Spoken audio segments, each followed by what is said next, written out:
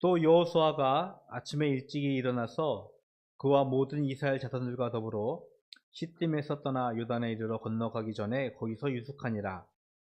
사흘 후에 관리들이 진중으로 두루다니며 백성에게 명령하여 이르되 너희는 레위 사람 제사장들이 너희 하나님 여호와의 언약궤에 맺는 것을 보거든 너희가 있는 곳을 떠나 그들을 따르라. 그러나 너희와 그 사이 거리가 2000규빗쯤 되게 하고 그것에 가까이 하지는 말라. 그리하면 너희가 행할 길을 알리니 너희가 이전에 이 길을 지나보지 못하였음이니라 하니라. 여호수아가 또 백성에게 이르되 너희는 자신을 성결하게 하라. 여호와께서 내일 너희 가운데 귀한 일들을 행하시리라. 여호수아가 또 제사장들에게 말하여 이르되 언약궤를 메고 백성의 앞에 건너라 하매 곧 언약궤를 메고 백성의 앞서 나아가니라. 아멘.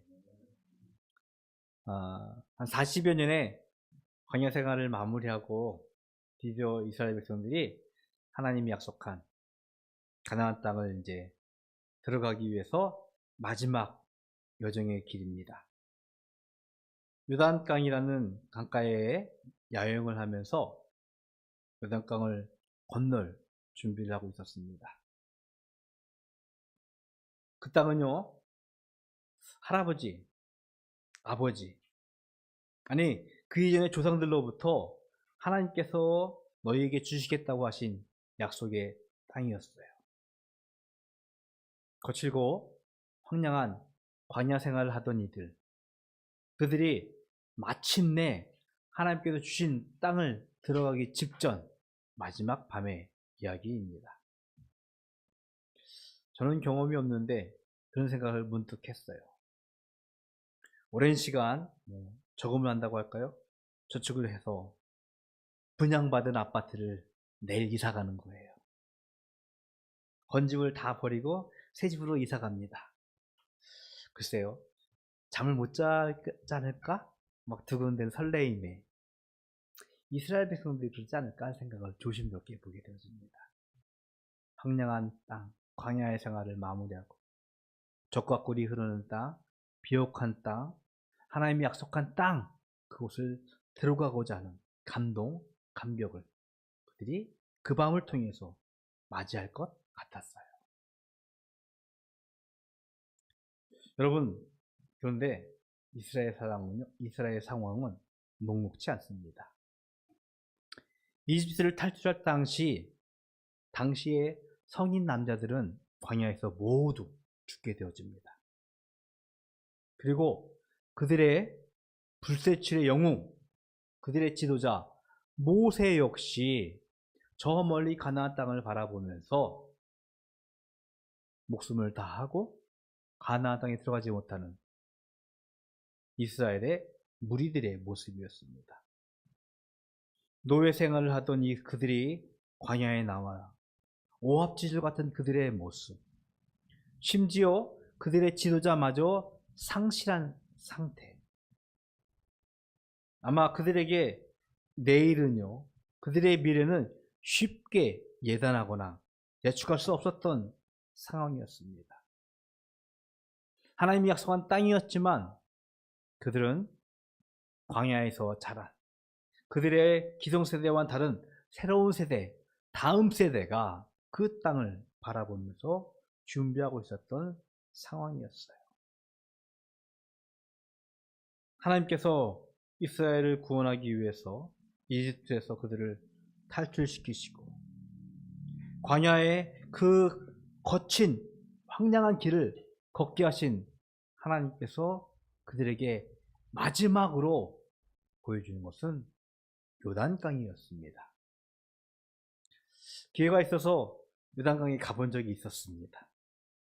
우리 가끔 코미디 장르에 보면 요단강을 넘어간다는 우스갯소리도 있지만 실제로 요단강을 가보니까요, 그렇게 큰 강은 아니었어요. 마치 개울과 같은 그런 느낌을 받기도 했어요. 우리는 강하면은 한강을 생각하고 있기 때문에 그런 어마어마한 강, 전 세계에 그럴 만한 강이 그렇게 많지는 않습니다. 런던에 있는 템즈강, 파리에 있는 세느강, 심지어 나일강도요. 물론 곳에 따라 다르지만 한강만큼 그렇게 크지는 않았던 기억이 납니다. 그런데 이 요단강은요, 시기에 따라서, 시절에 따라서 좀 다른 모습을 보여주고 있어요. 오늘 본문 뒤에 15절에 보면요, 곧을 시기가 되면은 요단강이 막 찰랑찰랑 넘치는 물이 가득한 강이라고 기록을 하고 있습니다. 마침내 그들의 약속한 하나님의 땅을 들어가기 직전 마지막 그들에게 큰 장애로, 도전으로 마주했던 것이 요단강이었습니다. 이미 가나안의 원주민들을 보고 거인과 같은 그들의 모습을 보고 가나안 땅 앞에서 등을 돌렸던 그들의 할아버지, 아버지의 모습을 기억합니다. 아마 그 요단강이 두려워서 다시 또 그곳에서 등을 돌렸다면 그들은 영원히 그 하나님의 나라의 땅을, 하나님이 약속한 그 땅을 밟지 못했을 수도 있을 것 같아요. 안타깝게도 우리는요, 우리 주어진 환경 때문에, 우리의 상황 때문에 좌절하고 낭망할 때가 있어요. 가정 환경. 요즘엔 그것도 중요한 것 같은데, 외모. 혹은 사회적 구조, 국제 환경 때문에 좌절하는, 낙심하는 우리들의 한계를 우리는 직시하게 됩니다. 내 힘으로 어떻게 가능할 것 같은데 도저히 그 난관을 헤쳐넘을 수 없을 것 같은 환경들이 우리를 좌절할 때가 있죠. 마치 강물이 막 넘칠 듯한 그 요단강 앞에 선 이스라엘이요, 그런 지경에 이르게 되었던 것입니다. 그때 하나님께서 이스라엘 백성들에게 그 요단을 건너기 위한 하나님의 비책을, 하나님의 방법을 제시하게 되어집니다. 무엇보다도 이스라엘이 건너갈 수 없겠다라고 어쩌면 좌절하고 낭만할 수 있겠지만, 하나님은 그들에게 먼저 하나님의 언약궤를 따르라 라고 명령을 하고 있어요. 3절에 보니까 백성에게 명령하여 이르되 너희는 레위 사람 제사장들이 너희 하나님 여호와의 언약궤 매는 것을 보거든 너희가 있는 곳을 떠나 그 뒤를 따르라 라고 명령을 하십니다. 하나님의 언약궤는요, 큰 궤짝이에요. 궤짝. 근데 물론 그 안에는요, 특별한 것 3가지가 들어 있습니다. 우리가 이제 묵상하고 있는 하나님께서 직접 하신 말씀 10계명이 기록된 2개의 돌판, 그리고 이스라엘 백성들이 광야에서 매일같이 먹던 만나를 담아두었던 항아리, 그리고 아론의, 모세의 형인데요, 그의 쌍난 지팡이가 그 안에 담겨져 있었습니다. 이 언약궤는요, 하나님의 말씀이고 하나님이 이스라엘 백성 가운데 임재하신다는 의미를 상징하는, 하나님을 상징하는 궤였습니다. 즉 제사장들이 그 언약궤를 메고 따라 일어서거든 이스라엘 백성들이 그 뒤를 따르라 라고 명령을 하고 있는 것입니다. 하나님의 말씀이자 하나님의 임재, 하나님을 의미하는 그 언약궤를 따라야 하는 것이 이스라엘 백성들의 모습이었고 그들의 삶이었습니다. 그런데 오늘 아주 구체적인 그리고 매우 세밀한 명령을 하십니다. 4절에 이렇게 표현을 하고 있습니다. 그러나 너희와 그 사이 거리가 2000규빗짓 되게 하라 라고 말씀하세요. 2000규빗은요, 대략 한 900m쯤. 1규빗이 성인 남성의 보통 요만큼의 길이라고 하더라고요. 한 45cm 정도. 그래서 2000규빗쯤이면 900m쯤, 1km 안팎이 되는 거리인데요. 그 거리를 보면서 따르라라고 명령하십니다. 그 이유는 무엇이냐면 이스라엘 백성들은요, 당시에 그 인원이 수십만 명이었어요. 만약 그 언약궤가 들고 나서는데 바로 뒤를 따른다고 생각해 보세요. 저 뒤에 있는 사람은요, 그 언약궤가 안 보입니다. 어느 정도 거리를 두고 언약궤를 멀리서 바라보면서 그 길을 따르라고 하나님께서 세심하게 명령을 하셨습니다. 수십만 명의 이스라엘 군중이요, 하나님이 말씀하시는 하나님의 언약궤를 바라보면서 요단을 건너기 시작하는 모습을 보게 되어집니다. 예수님은 자신을 어둠을 비치는 빛이라고 우리들에게 말씀하십니다. 그는 길이고 진리이고 생명이라고 말씀하셨습니다.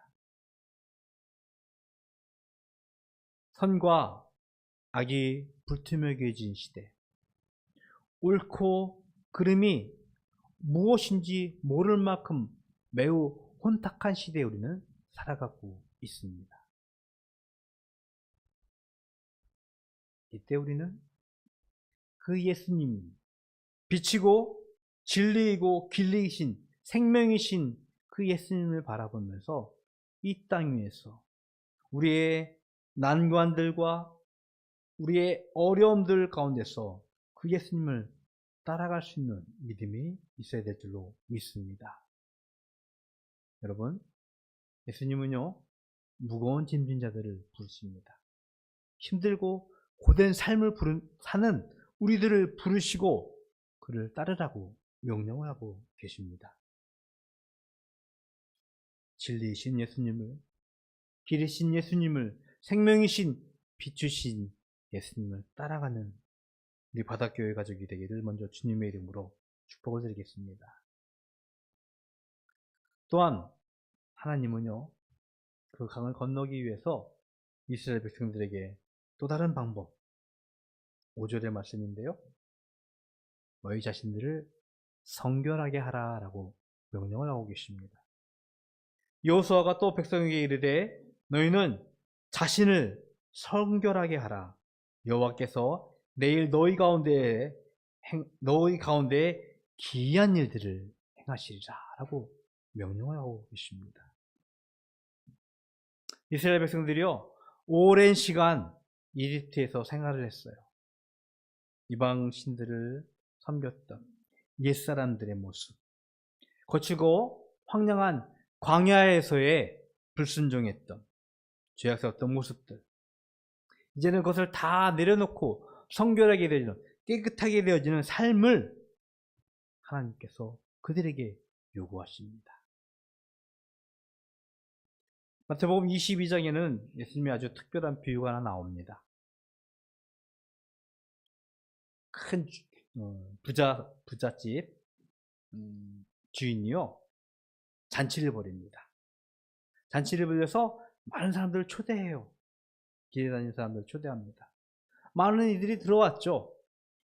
음식을 먹고 그 잔치에 흥겹게 참여하려고 했는데 주인이 보게 되어집니다. 잔치에 참여할 만한 옷을 입지 않은 거예요.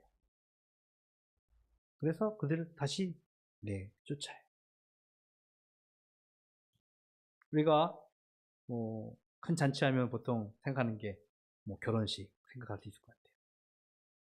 친한 지인의 아니면 가까운 가족의 결혼식 갈 때 되면 나름 한껏 힘껏 좀 예쁜 옷, 깨끗한 옷 입고 갈 것 같아요. 잔치에 걸맞는 의상이 필요하잖아요.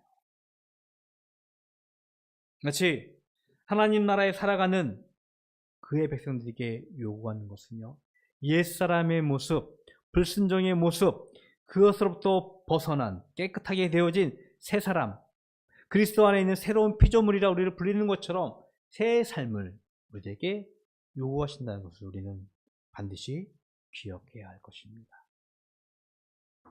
요단을 건너기 위해서, 하나님이 약속한 그 땅을 들어가기 위해서 이스라엘 백성들에게 하나님은 너희의 자신을 성결하게 하라고 명령하고 계십니다.